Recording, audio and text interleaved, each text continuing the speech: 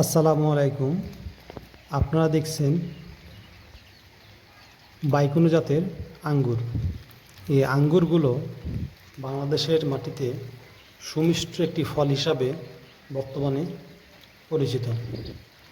আমি আমার পরিবারের পারিবারিক পুষ্টি চাহিদা পূরণ করার উদ্দেশ্যে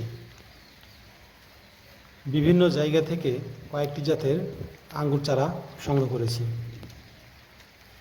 আপনাদের সম্মুখে যে আঙ্গুর গাছটি দেখতে পাচ্ছেন, এটি বাইকুনো জাতের আঙ্গুর।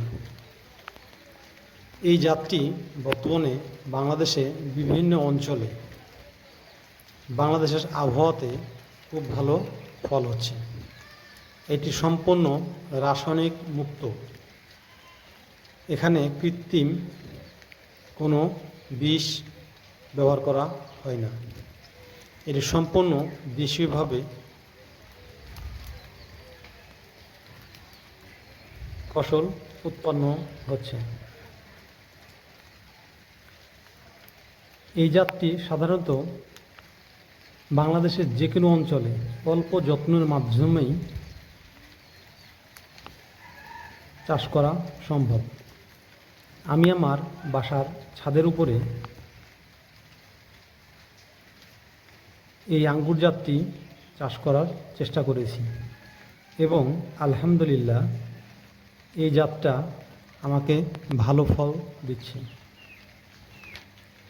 কেউ যদি একটি আঙ্গুর গাছ তার বাসার আশেপাশে রোপণ করে ভালো মানের এবং ভালো জাতের, তাহলে আশা করা যায় এই জাতটার মাধ্যমে তার পরিবারের পুষ্টির চাহিদা অনেকাংশে পূরণ হবে ইনশাআল্লাহ।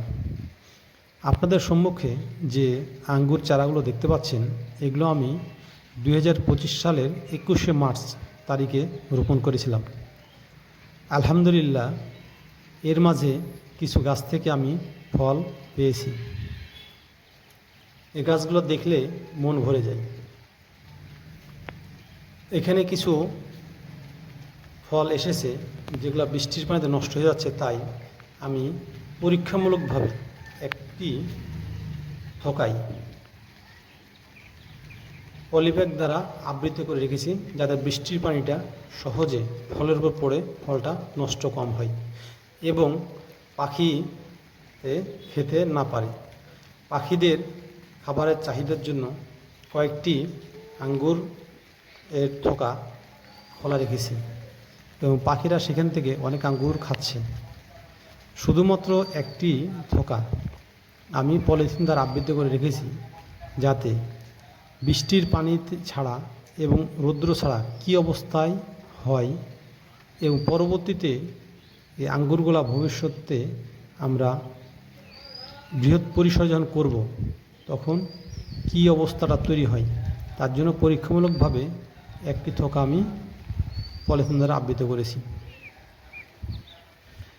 আমার পরিবারের পারিবারিক পুষ্টি চাহিদা পূরণের জন্য ছাদের উপর আমি কিছু দেশীয় ফল চাষ করার চেষ্টা করেছি। এর মধ্যে রয়েছে বলসুন্দরী, বরই, দেশি কাগজি লেবু,